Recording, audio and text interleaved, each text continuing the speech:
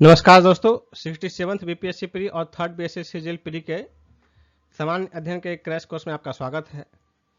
Crash course के इस series में आज हम लोग देखेंगे मॉडर्न हिस्ट्री। आज का वीडियो मॉडर्न हिस्ट्री का पार्ट 1 है।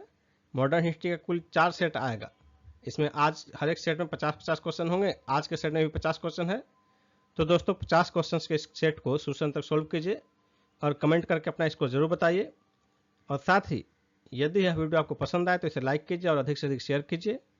तो चलिए शुरू करते हैं आज का पहला प्रश्न। दक्षिण अफ्रीका के किस रेलवे स्टेशन पर गांधी जी को ट्रेन से फेंका गया था? इसका आंसर होगा option B, Peter मॉरिट्सबर्ग। Mahatma Gandhi से संबद्ध निम्नलिखित आश्रमों में सबसे पुराना कौन है?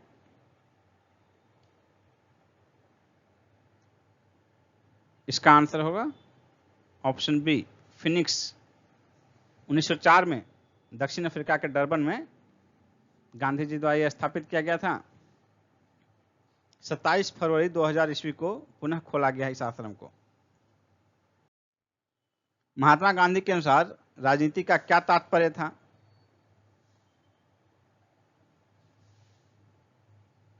इसका आंसर होगा ऑप्शन बी, जन कल्याण के लिए सक्रियता।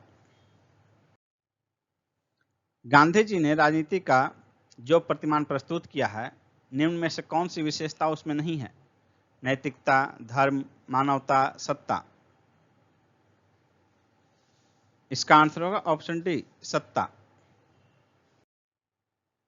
निम्नलिखित में से किसने कहा था विदेशी वस्तुओं की बर्बादी ही उसके साथ सर्वोत्तम व्यवहार है?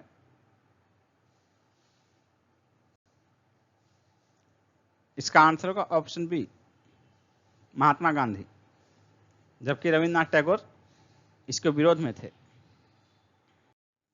स्वाधीनता आंदोलन के दौरान महात्मा गांधी के करीबी अंग्रेजी मित्र कौन थे? इसका आंसर होगा option C, Reverend Charlie Andrews. Charles Andrews भी कहा जाता है। फिनिक्स फर्म में गांधी जी के साथ रहे थे। सेंट स्टीफन कॉलेज दिल्ली में ये प्राध्यापक थे। 1925 और 1927 में ऑल इंडिया ट्रेड यूनियन के अध्यक्ष भी रहे। गोलमेज सम्मेलन में गांधी जी के सहयोगी के रूप में लंदन भी गए थे ये। भारत की स्वाधीनता के समय महात्मा गांधी कांग्रेस के सदस्य नहीं थे। बी आंसर होगा। 1934 में इस्तीफा देने के बाद कांग्रेस की सदस्यता से उन्होंने फिर कांग्रेस की सदस्यता ग्रहण नहीं की थी। गांधी जी की मृत्यु पर किसने कहा था हमारे जीवन से प्रकाश चला गया है? डी आंसर होगा, जवाहरलाल नेहरू। गांधी जी को वन मैन बाउंड्री फोर्स कहकर किसने संबोधित किया? इसका आंसर होगा ऑप्शन सी, माउंटबेटन ने। माउंटबेटन का कथन था कि जो काम 50,000 हथियारबंद सिपाही नहीं कर सकते थे वह काम गांधी जी ने कर दिखाया। और जब हमारा देश आजाद हुआ 15 अगस्त 1947 के दिन, तो उस दिन जो है सारे मुख्य नेता मुख्यालय दिल्ली में थे, लेकिन गांधी जी अकेले ऐसे मुख्य नेताओं में से थे जो कि कोलकाता में के पास नवाखली में जो दंगा उत्पन्न हुआ था वहां दंगाइयों के बीच लोगों के बीच सेवा का काम कर रहे थे। उसी के परिप्रेक्ष्य में माउंटबेटन ने उन्हें वन मैन बाउंड्री फोर्स कहा था। निम्नलिखित में से किसने महात्मा गांधी को आदेशित किया था कि वह भारत में प्रथम वर्ष खुले कान पर मुंह बंद कर व्यतीत करें? इसका आंसर होगा ऑप्शन डी, गोपाल कृष्ण गोखले। जब महात्मा गांधी दक्षिण अफ्रीका से 1915 में 9 जनवरी को वापस लौटे फाइनली भारत के लिए, तो यहाँ जब वो राजनीति में शुरुआत हुआ उनका, तो गोपाल कृष्ण गोखले ने निर्देशित किया था कि 1 साल पहले वो भारत की वस्तु स्थिति से अवगत हों, यहाँ घूम घूम कर पूरे देश में, उसके बाद वो राजनीति में कदम रखेंगे तो बेहतर होगा। और गांधी जी ने इसको फॉलो किया। इसलिए गांधी जी को जो है गांधी जी का राजनीतिक गुरु गोपाल कृष्ण गोखले को माना जाता है। किस घटना के बाद गांधी जी ने असहयोग आंदोलन को अपनी हिमालय जैसी भूल बताई थी? इसका आंसर होगा ऑप्शन ए, चौरी चौरा कांड के बाद। चौरी चौरा की घटना के समय गांधी जी कहां थे? बारदोली में। डी आंसर होगा। चौरी चौरा की घटना जो है 5 फरवरी 1922 को ही, उसमें गांधी जी बारदोली में थे।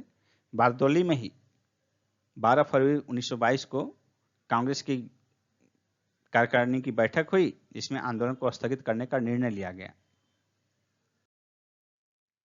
दिल्ली में 24 फरवरी 1922 को आयोजित अखिल भारतीय किसान कांग्रेस समिति की बैठक में असहयोग आंदोलन वापस लेने के लिए गांधी जी के विरुद्ध निंदा प्रस्ताव किसने प्रस्तुत किया था? डॉक्टर मुंजे ने। डी आंसर होगा। असहयोग आंदोलन के दौरान विदेशी वस्तुओं के जलाए जाने पर किसने महात्मा गांधी को लिखा कि यह निष्ठुर बर्बादी है? रविंद्रनाथ टैगोर। बी आंसर होगा। असहयोग आंदोलन के दौरान किसने पटना कॉलेज छोड़ा जबकि उसकी परीक्षा में केवल 20 दिन ही बचे थे? जयप्रकाश नारायण ने। सी आंसर होगा। गांधी के दांडी मार्च के संदर्भ में निम्नलिखित में से कौन सा कथन असत्य है? यह साबरमती आश्रम से दांडी ग्राम तक का मार्च था। सही है। नमक कर का विरोध करना इसका विशेष प्रयोजन था। यह भी सही है। समुद्र के किनारे पहुंचकर गांधी ने नमक बनाया था। यह गलत है। यह पूरी तरह से पैदल मार्च था। यह भी सही है। यानी कि आंसर हो जाएगा ऑप्शन सी। समुद्र के किनारे पहुंचकर गांधी जी ने नमक बनाया था। यह स्टेटमेंट गलत है, क्योंकि 6 अप्रैल 1930 को गांधी जी समुद्र के किनारे पहुंचकर एक मुट्ठी नमक हाथ में लेकर सविनय अवज्ञा आंदोलन का श्री गणेश किया था। इसलिए वहां नमक बनाया नहीं था, बल्कि वहां एक मुट्ठी नमक उठाकर आंदोलन का शुरुआत किया था, सविनय अवज्ञा आंदोलन का। आचार्य विनोबा भावे किस आंदोलन में भाग लेने के लिए प्रथम बार गिरफ्तार हुए? सविनय अवज्ञा आंदोलन। सी आंसर होगा।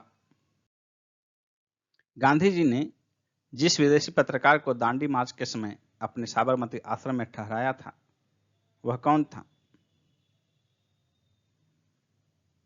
Web Miller. बी आंसर होगा। 1929 में खुदाई खिदमतगार को किसने संगठित किया? अब्दुल गफ्फार खान ने। ए आंसर होगा। गढ़वाल रेजिमेंट के सैनिकों ने प्रदर्शनकारियों पर गोली चलाने से इनकार कर दिया था। किस आंदोलन के दौरान? सविनय अवज्ञा आंदोलन। सी आंसर होगा।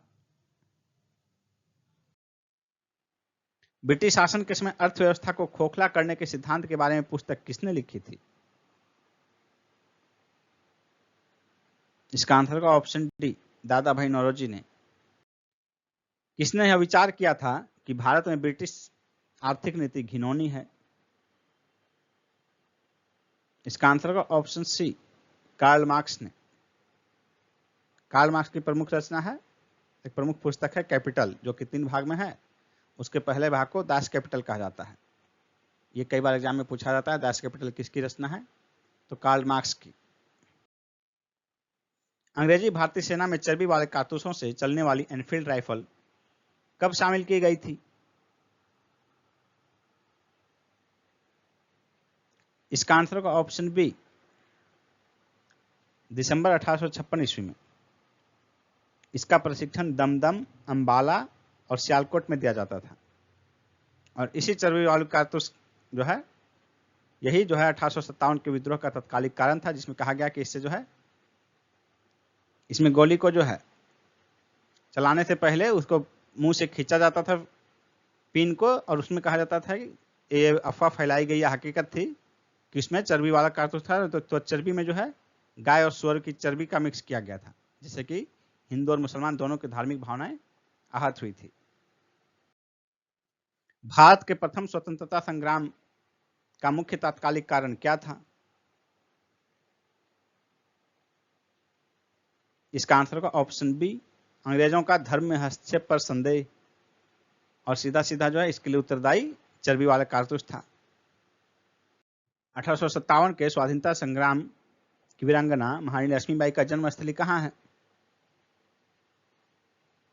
इसका आंसर होगा ऑप्शन सी, वाराणसी।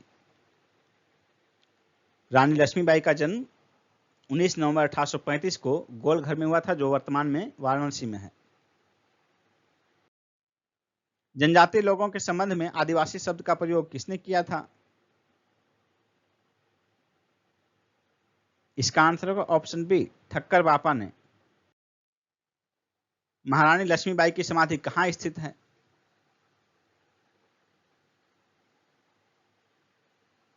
इसका आंसर होगा ऑप्शन डी, ग्वालियर में। रानी लक्ष्मीबाई को अंतिम युद्ध में किसका सामना करना पड़ा? इसका आंसर होगा ऑप्शन ए, ह्यूरोज का। 1857 का विद्रोह लखनऊ में किसके नेतृत्व में आगे बढ़ा? इसका आंसर होगा option A, Begum of Awadh, Begum Hazrat Mahal के नेतृत्व में। निम्न में से कौन इलाहाबाद में 1857 के संग्राम का नेता था? इसका आंसर होगा ऑप्शन डी, मौलवी लियाकत अली। और इलाहाबाद में नेतृत्व विद्रोह का जो है दमन जनरल नील ने किया।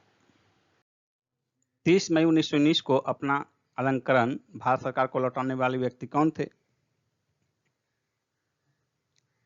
इसका आंसर होगा ऑप्शन डी, रविंद्रनाथ टैगोर। 13 अप्रैल 1919 को घटित जलियांवाला बाग नरसंहार की घटना के बाद टैगोर ने ब्रिटिश सरकार द्वारा प्रदान की गई नाइट की उपाधि लौटा दी और टैगोर ने कहा कि समय आ गया है जब सम्मान के तमगे अपमान के बेतुके के संदर्भ में हमारे कलंक को सुस्पष्ट कर देते हैं। जहां तक मेरा प्रश्न है, मैं सभी विशेष उपाधियों से रहित होकर अपने देशवासियों के साथ खड़ा होना चाहता हूं। नेक्स्ट क्वेश्चन है, 8 अगस्त 1942 को कांग्रेस ने भारत छोड़ो आंदोलन कहां प्रारंभ किया?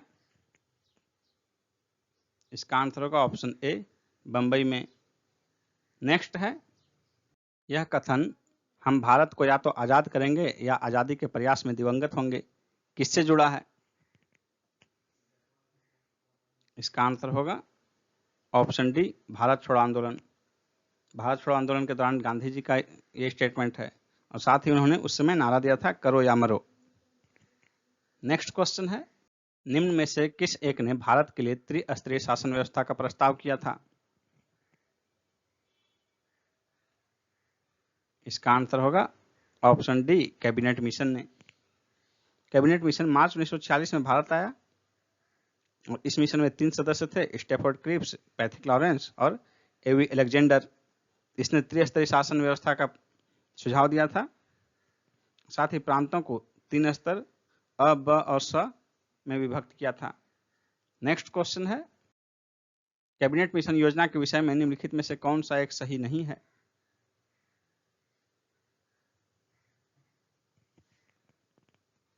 इसका आंसर होगा ऑप्शन सी, पाकिस्तान की स्वीकृति।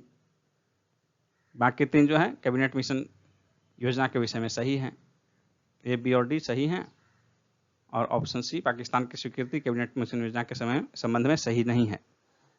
नेक्स्ट क्वेश्चन है, फ्रांसीसियों ने निम्नलिखित में से किस संधि के द्वारा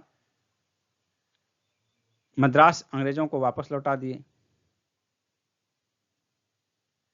इसका आंसर होगा ऑप्शन ए, ला सैपल की संधि 1748 ईस्वी। स्वतंत्रता के पूर्व निम्नलिखित में से कौन सी फ्रांसीसी कॉलोनी नहीं थी? पुडुचेरी, पटना, सूरत, गोवा। इसका आंसर होगा ऑप्शन बी, पटना।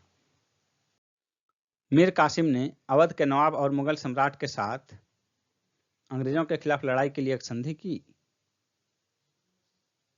उस अवध के नवाब का क्या नाम था? इसका आंसर होगा ऑप्शन सी, शुजा-उद-दौला। और यह युद्ध था बक्सर का युद्ध, जो कि 22 अक्टूबर 1764 को लड़ा गया। इस युद्ध में हेक्टर मुनरो के नेतृत्व में अंग्रेजी सेना ने मीर कासिम को पराजित किया था। अवध का अंतिम नवाब कौन था? अवध का अंतिम नवाब वाजिद अली शाह था। ए होगा आंसर, वाजिद अली शाह।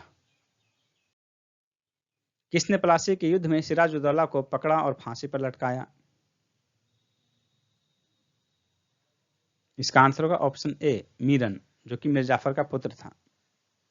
प्लासी की लड़ाई जो है 23 जून 1757 को हुई। कौन से सिख गुरु कूका के द्वारा सिखों के अकेले सच्चे गुरु के रूप में पहचाने जाते हैं? इसका आंसर होगा ऑप्शन डी, गुरु गोविंद सिंह। इन्होंने 1699 ईस्वी में खालसा पंथ की स्थापना की थी, गुरु गोविंद सिंह जी ने। मद्रास का राज्यपाल कौन था जिसने टीपू सुल्तान के साथ मंगलौर की संधि समाप्त की? इसका आंसर होगा ऑप्शन सी, लॉर्ड मैकार्टर ने। कहां के फौजदार नियुक्त होने के बाद हैदर अली ने अपनी स्थिति सुदृढ़ की? इसका आंसर होगा ऑप्शन सी, डिंडीगुल। हैदर अली मैसूर के राजा नंदलाल की सेना में बहाल हुआ था, सेना के रूप में, सैनिक के रूप में, और अपनी प्रतिभा के बल पर वह जल्द ही डिंडीगुल का फौजदार नियुक्त किया गया। उसके बाद उसने अपनी स्थिति मजबूत की। निम्नलिखित में से किस संधि के परिणाम स्वरूप तृतीय एंग्लो मैसूर युद्ध समाप्त हो गया था? इसका आंसर होगा ऑप्शन ए, श्रीरंगपट्टनम की संधि। प्रथम आंग्ल मैसूर युद्ध की समाप्ति मद्रास की संधि से हुई थी, द्वितीय की समाप्ति मंगलोर की संधि से, तीसरे की समाप्ति श्रीरंगपट्टनम की संधि से, और चौथे युद्ध में जो है अंततः टीपू सुल्तान मारे गए 1799 ईस्वी में। राजा राम मोहन राय ने निम्न में से किसका विरोध नहीं किया था? इसका आंसर होगा ऑप्शन सी, पाश्चात्य शिक्षा। राजा राम मोहन राय पाश्चात्य शिक्षा के पक्षधर थे और सामाजिक कुरीतियों का विरोध किया था उन्होंने, जैसे बाल विवाह, सती प्रथा, मूर्ति पूजा आदि कुरीतियों का विरोध किया था। किसने कहा था कांग्रेस आंदोलन न तो लोगों द्वारा प्रेरित था, न ही यह उनके द्वारा सोचा या योजनाबद्ध किया गया था? इसका आंसर होगा ऑप्शन ए, लॉर्ड डफरिन। कांग्रेस की स्थापना के समय लॉर्ड डफरिन गवर्नर जनरल थे, वायसराय थे। इन्होंने यह भी कहा था कि कांग्रेस केवल सूक्ष्मदर्शी अल्पसंख्यकों का प्रतिनिधित्व करती है। निम्न अखबारों में से कौन सा मुख्यतया उदारवादियों की नीतियों का प्रचारक था? इसका आंसर होगा ऑप्शन ए, न्यू इंडिया। न्यू इंडिया और कॉमनवेल्थ नामक पत्रिका का प्रकाशन एनी बेसेंट ने किया था। यह आयरलैंड की महिला थी जो कि भारत में थियोसॉफिकल सोसाइटी से जुड़ी हुई थी। शिमला का सन्यासी के नाम से कौन विख्यात है? इसका आंसर होगा ऑप्शन बी, ए ओ ह्यूम। दादा भाई नौरोजी ने अंग्रेजों द्वारा किए गए किस कार्य को अनिष्टों का अनिष्ट की संज्ञा दी है? इसका आंसर होगा ऑप्शन सी, धन का निकास। दादा भाई नौरोजी को grand old man of India कहा जाता है, भारत का ग्लैडस्टन भी कहा जाता है इन्हें। यूरोपियन नमूने के सैनिक प्रशिक्षण का सूत्रपात करने वाला प्रथम देशी राज्य कौन था? इसका आंसर होगा ऑप्शन बी, मैसूर। इसके लिए हैदर अली ने फ्रांसीसियों की सहायता ली थी।